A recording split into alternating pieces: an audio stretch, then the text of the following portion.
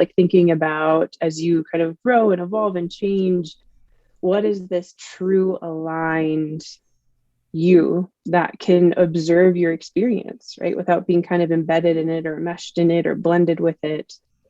When do you feel most aligned and connected with yourself? When do you feel the most grounded and true to you and clear? In this video with Mariah Rooney, we are talking about the integration of EMDR and parts work and a little about trauma-informed weightlifting.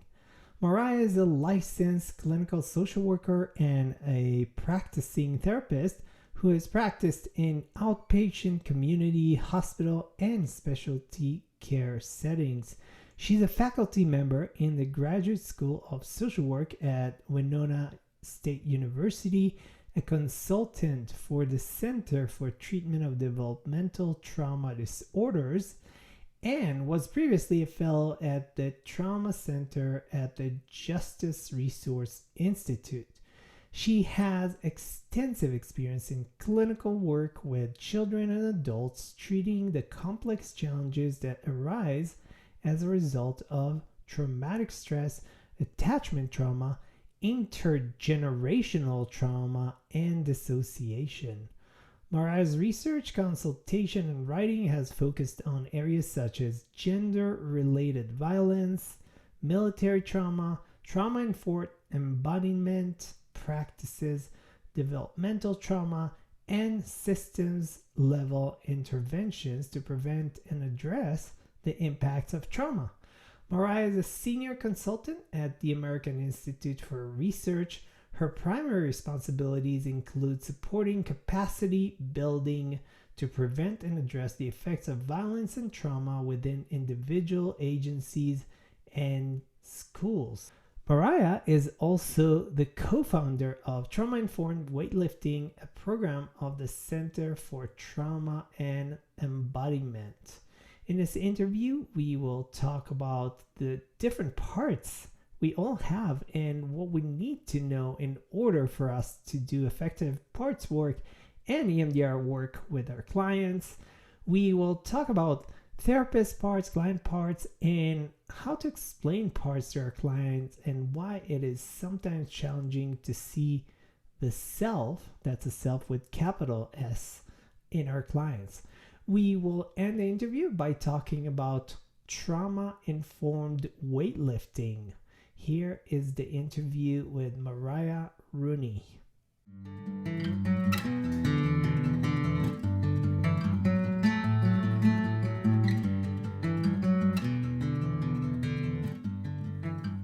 Mariah Rooney, welcome to the Art and Science of EMDR, and thanks so much for being here. Thank you for having me. I'm excited to be starting my Monday in this way.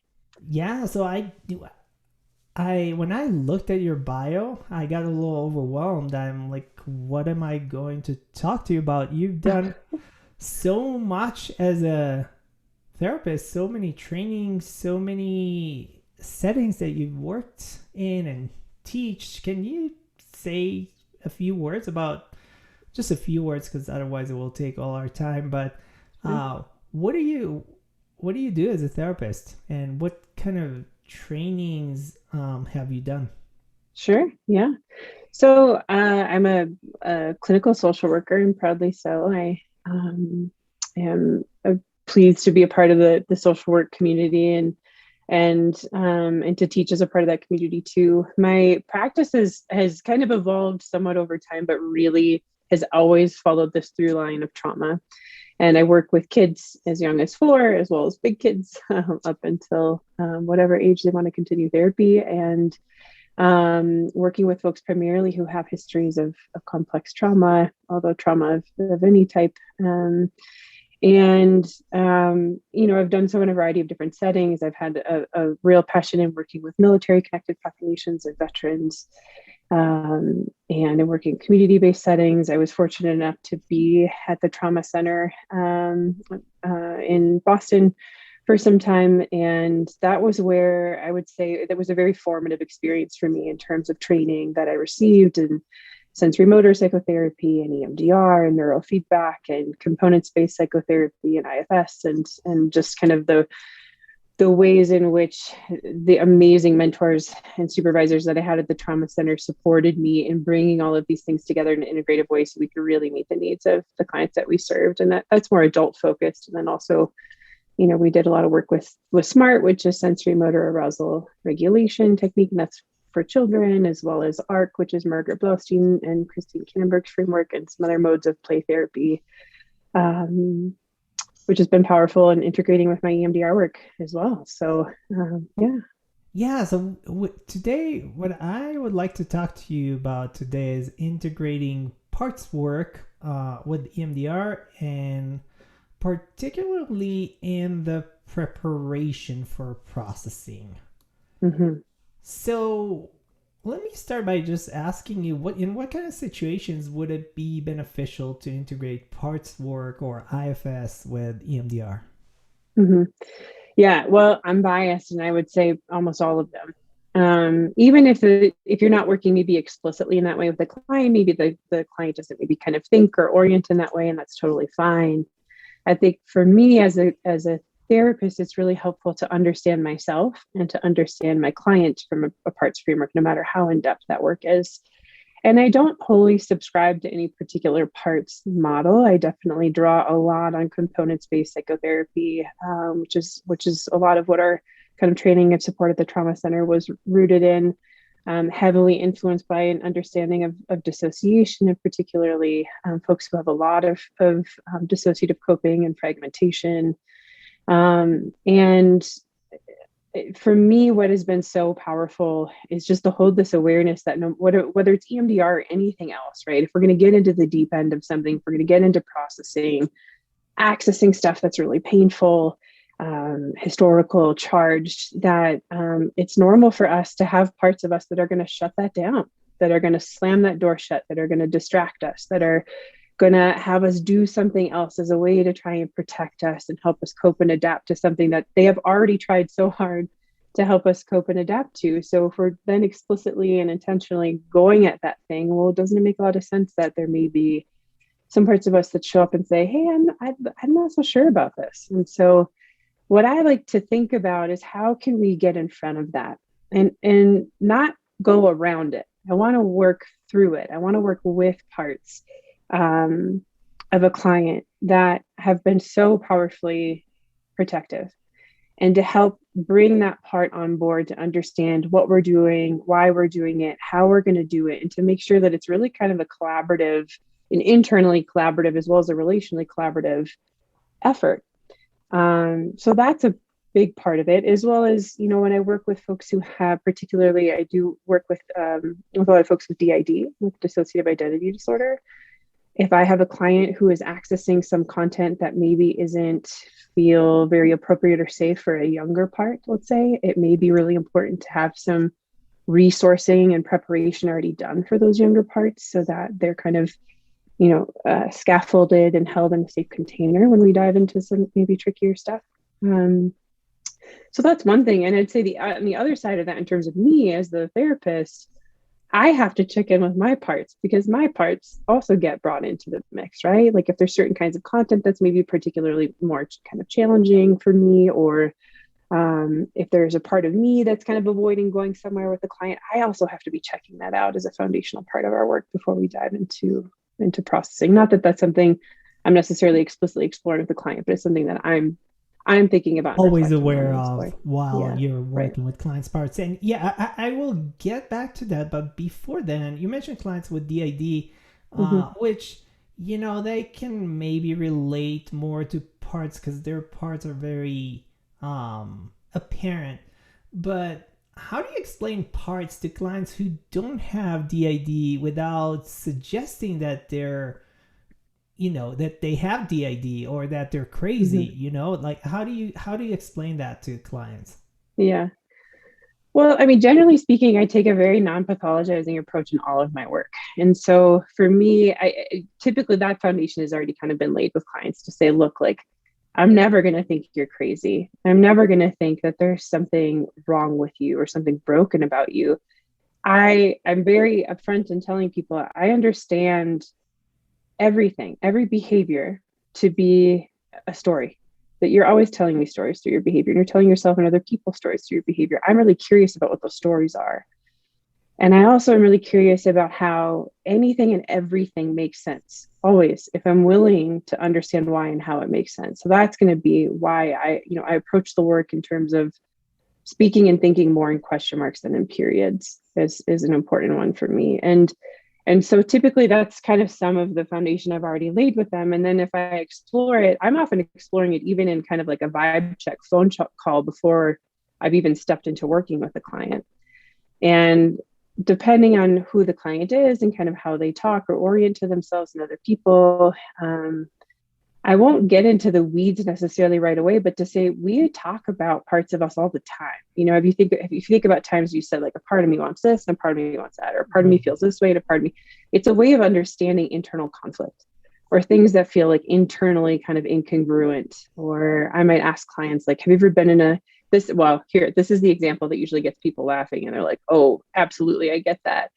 Is I'll say, have you ever been around your family of origin, particularly your parents, and all of a sudden you feel like you're like 14 all over again and you're just utterly confused at your behaviors and how you're showing up and you're like, what the hell just happened to me?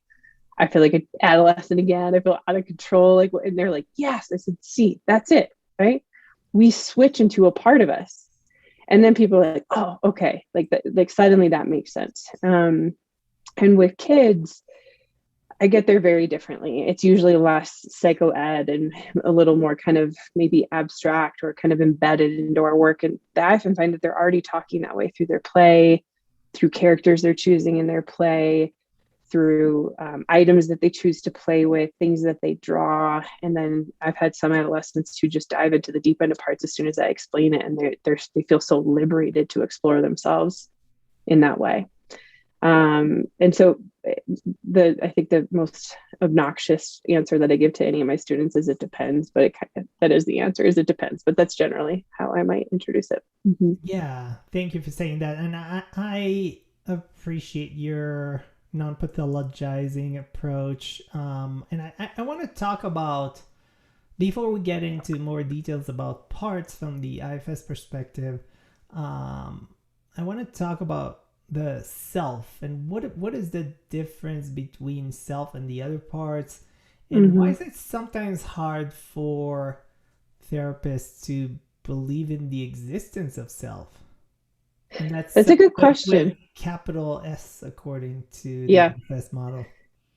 Yeah. So, I mean, I'll caveat that I'm not certified in IFS. I have some training in it, but again, a lot of my parts work training and supervision and work has been rooted in components-based psychotherapy, which is also a very relational model that's kind of grown out of different practitioners at the trauma center over the years. And then we also received some training in IFS. And I do draw on both. I also have clients who come to me who are already versed and experienced in IFS. So we move in that direction very organically because that is the way that they've come to understand themselves. All that to say, I don't adhere to any one way of thinking about the self. It's not that I disagree or fully agree with how IFS frames it. I just hold that in any case, we have to have a broad spectrum of ways of understanding ourselves, right? And so for someone, I need to be able to adapt my frame around what that means depending on the person, right? And so the other thing that I have found is that sometimes that frame for some folks with DID that I work with actually feels kind of invalidating. Because I think sometimes the feeling is like, well, is there like one part of me, like the self that I'm supposed to be working towards, particularly for clients who have come to me and work with therapists who focus a lot on integration. And the client comes to me and say, I don't want to integrate. I want to like have this collaborative internal world and system that is at peace, right? And that looks very different than trying to get parts to integrate. And so I find that it's more important that I'm adaptive in how I frame that. I understand I'm not directly answering your question, but I have some clients who really love that feeling of this kind of self, right? That there's this innate self that holds the capacity to observe their experience and to be curious and compassionate and connected, and all the C's that they talk about in IFS. Right. And sometimes, yeah. Sorry. Yeah, go ahead. Oh, I was going to say, and then another for others is kind of thinking about adult self. That might be a way to talk about it, is like thinking about as you kind of grow and evolve and change, what is this true aligned you that can observe your experience, right? Without being kind of embedded in it or meshed in it or blended with it. When do you feel most aligned and connected with yourself? When do you feel the most grounded and true to you and clear? And I have clients who may give that kind of feeling and that sense of themselves a name, or they may say like, oh, I've got some adult parts of me and some kid parts of me, and they all have different roles. So I do understand that some people kind of have a bit of a reaction to that kind of a concept. It does feel a little kind of spiritual sometimes, right? And its framing. Right. And so I here's that it depends again. It's just the most, Yeah. my students, if they listen to this, they're gonna be like, oh gosh, Mariah, come on. You have a better answer than that.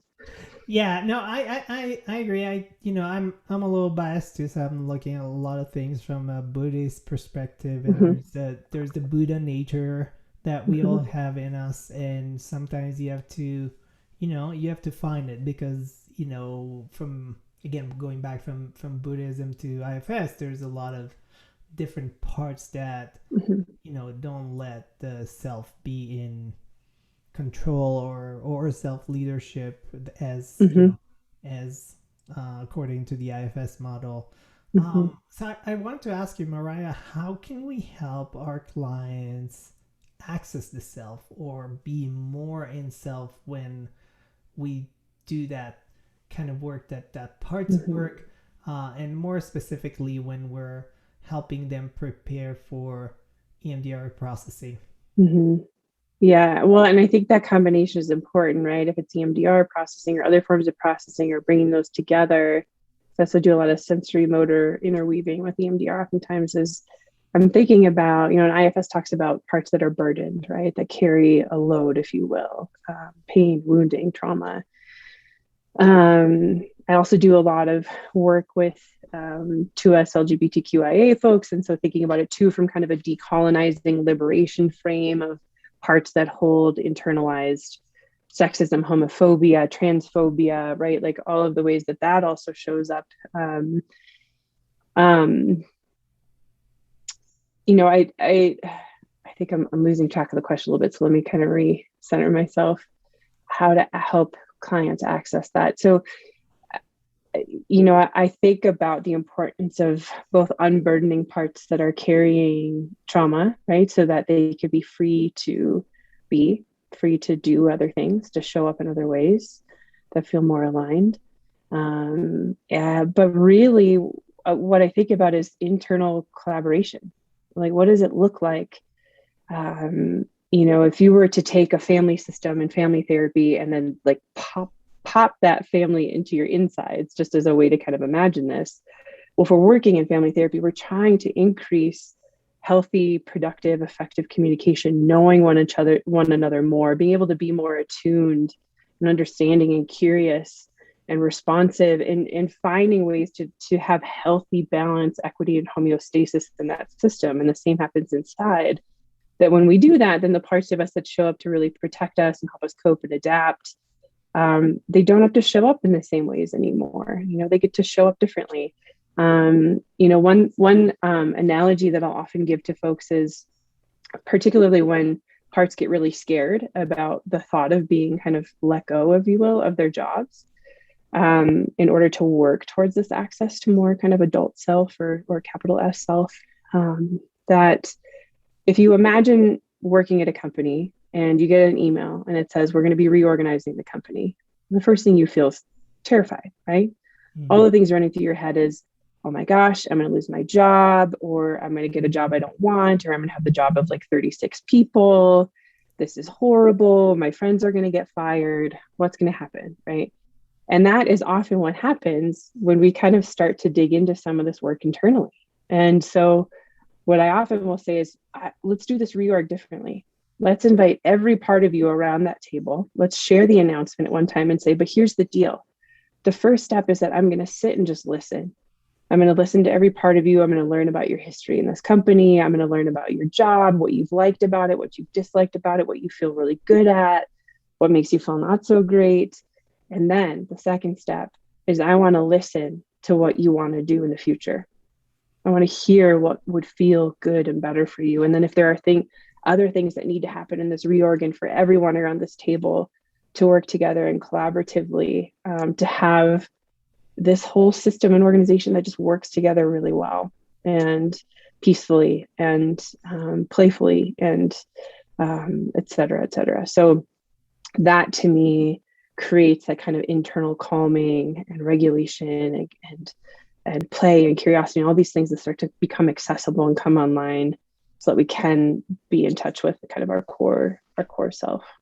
Thank you, Mariah. So what I think I hear you saying is that the goal of our parts work is to do this reorganization of the internal parts. Yeah, I think that's one way to think about it. And it would also depend on what the client's aiming to do. Is that the work that they want to do? Maybe not. It might just be like a part. Let's say I'm working with an adolescent and that part, they have a part of them that engages in self-harm and they're like, hey, like this works really well for me, but I don't want to do it forever. Okay. Maybe that's the goal. Maybe that's what we're working on. And then maybe as we get to understand that protective part that shows up for them, we access what sits underneath it, what causes it, right? What's the root system of this thing?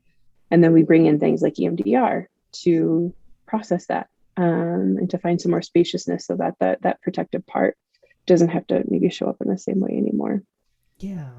You mentioned the protective parts. I'm wondering if you can talk more details about, the three categories of parts according to the IFS model and, what a little bit about each part and what their roles are. Yeah. Yeah. So, I mean, and again, like IFS is going to they hold a frame where there's very specific roles. Like you've got manager parts, you've got firefighter parts. And that again could be a helpful way to kind of explain things. Sorry, you just see my dog in the back, or this is my neighbor's dog that I'm watching in the background. But again, sometimes I find that helpful for clients to have, they can give specific parts a label and understand kind of categorically how the job of that part fits in. Other times I leave things broad and just frame it generally as like parts that show up to try and protect you and help you cope and help you adapt. And so, it's like everything from behaviors that maybe look like risky behaviors, or they look like, quote unquote, unhealthy or maladaptive. I will say I really strongly dislike the word maladaptive. The root of that being bad, right? It's like everything's an adaptation. We don't have to classify it. We can just understand how it's an adaptation. So protection can look a lot of ways, right? It could look like using humor. It can look like changing the subject. It can look like self-harm or substance use or over-exercising or, really anything, working a lot. And to me, it's about parts of us that just become kind of a step in between us and a thing that maybe we don't want to feel, don't want to think about, don't want to remember, don't want to show up, right? In the same way that, because I work with a lot of folks who hold marginalized identities that maybe have hidden some of their identities throughout their lives because it wasn't safe for them to be out. Let's say if they're queer or trans, they may have that identity held in a part, right, for a while, where they have protective parts that show up and are like, this protective part presents as straight, or this protective part presents you as a heterosexual person. And that's really adaptive in the environment. And then as those parts get to kind of give up their protective jobs and change gears a little bit, then we get to allow this person to become more fully themselves, or step more fully into themselves, into their truth and their realness. Yeah. Are there particular parts, again, when we're thinking about the categories according to the IFS model, are there specific parts that tend to interfere more with reprocessing in general? Yeah.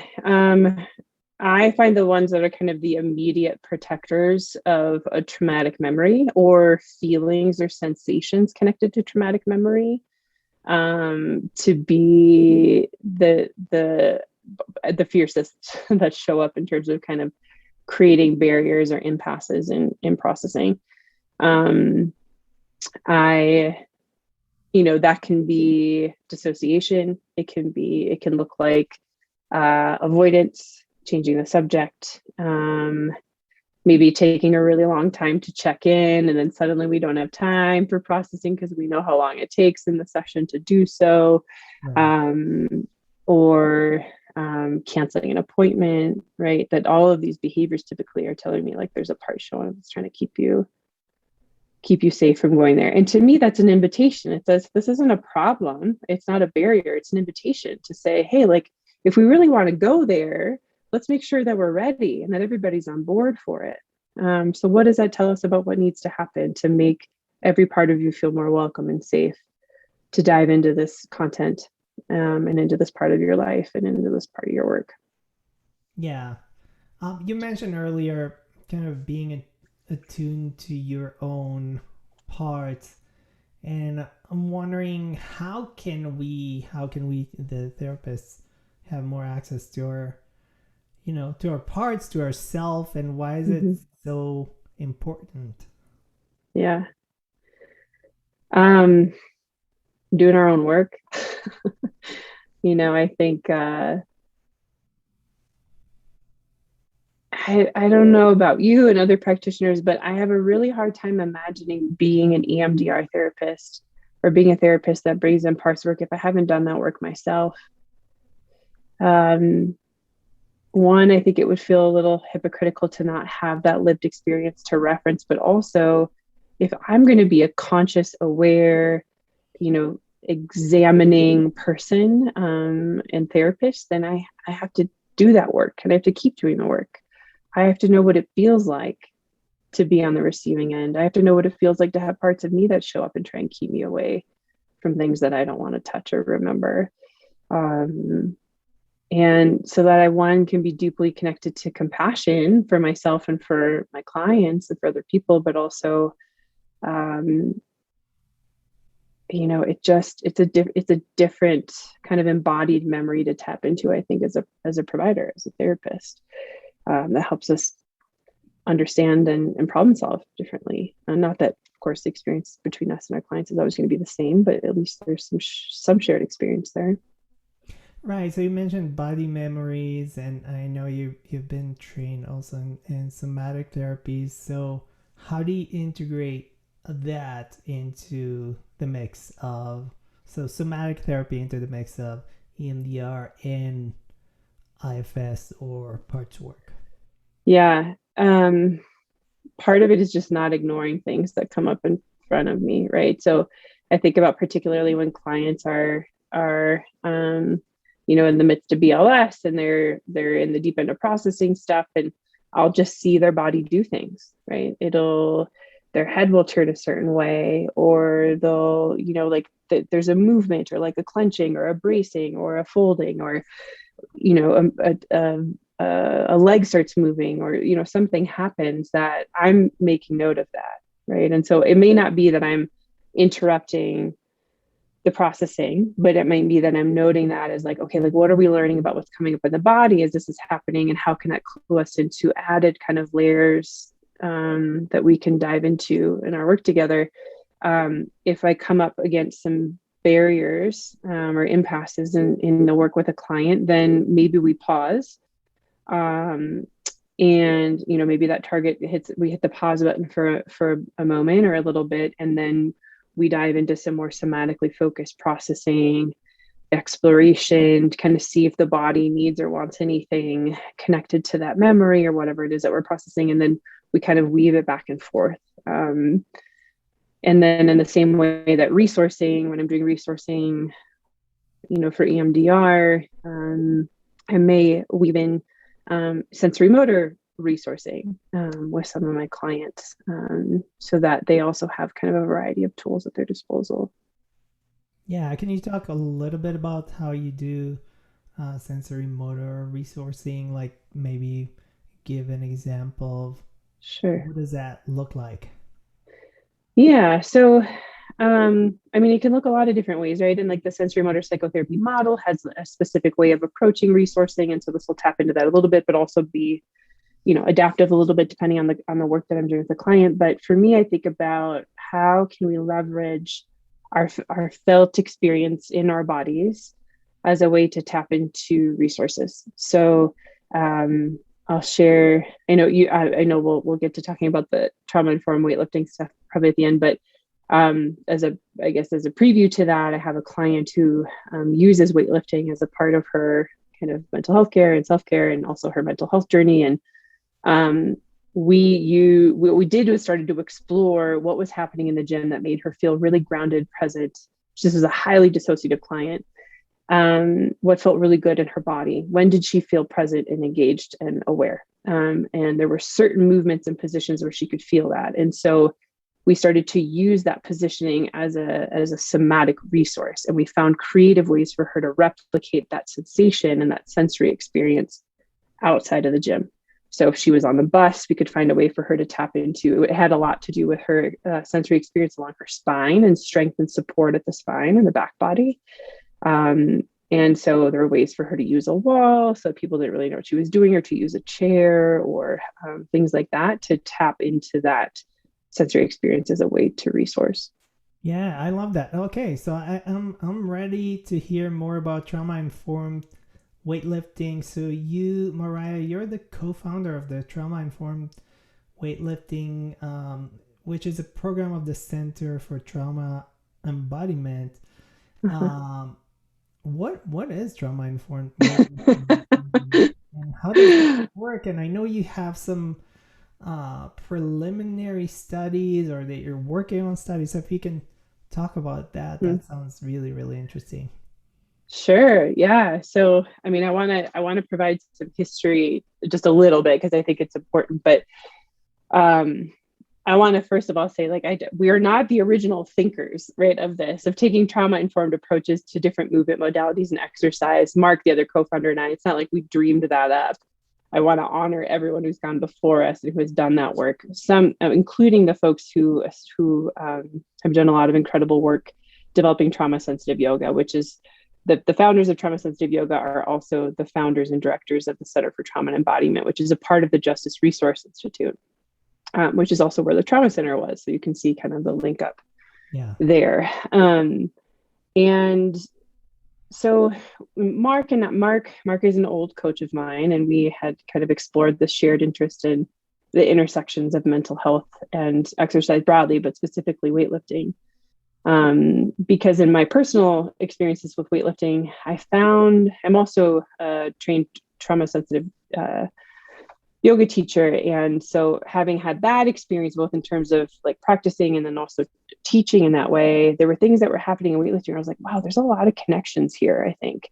Also, there's a lot that yoga gives me that weightlifting doesn't. And there's a lot that weightlifting gives me that yoga doesn't. And so, like anything, I feel like the more that we make trauma informed, the more we benefit everyone, whether you've experienced trauma or not. So why not figure this out? And also, I was a part of a weightlifting team that I kept hearing all these trauma stories from other lifters and from my coach. And so I got curious, and then Mark and I got curious together. And so our primary focus is on three things: conducting research to provide an evidence base for weightlifting as an adjunctive form of treatment for trauma, providing training to coaches, personal trainers, PTs, OTs, therapists, health providers, right? We want to create this kind of network of informed folks who know how to provide services in a trauma-informed way, but then also how to collaborate and to think about different adjunctive options for folks.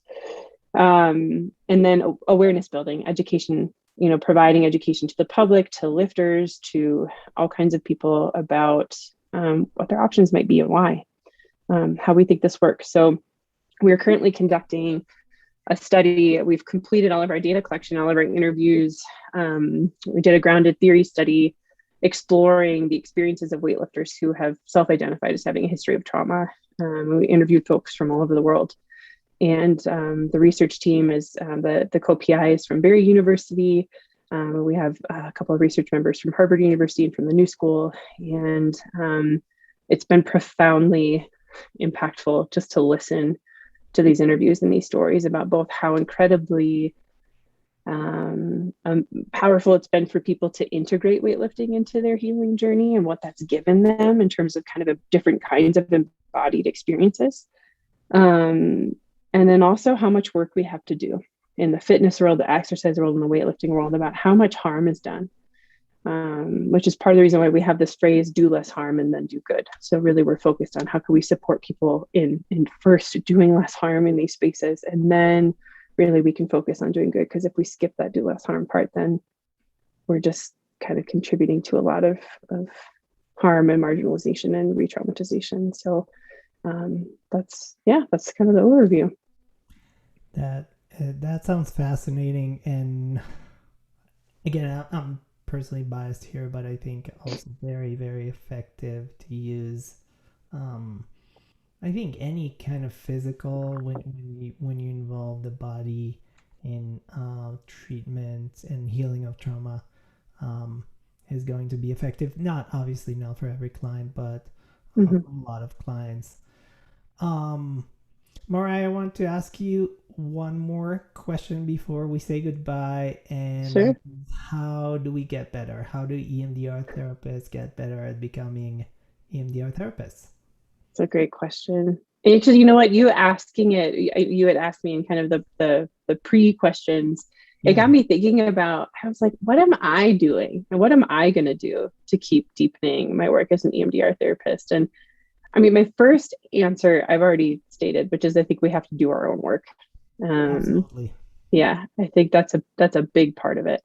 I think that makes us better in all the ways. And then I think it's a dangerous thing to end up in a vacuum with our practice. So I think participating in ongoing supervision, consultation, mentorship, just conversations, exploration, attending trainings, all of that to me is so important for us staying stimulated and continuing to evolve our work so that we don't get stuck or we don't become too kind of married or attached to any specific way. It keeps us out of rigidity and in a place of curiosity and adaptability. And so to me, that's another big piece of it is continuing to seek support and guidance and training and learning. Yeah. Listening to your podcast. There you go. There's another big one. Yeah, no, I appreciate you're the first one who said, that it made you think, what am I doing to, continue my growth as an EMDR therapist, which I constantly, kind of like, this is kind of like my obsession.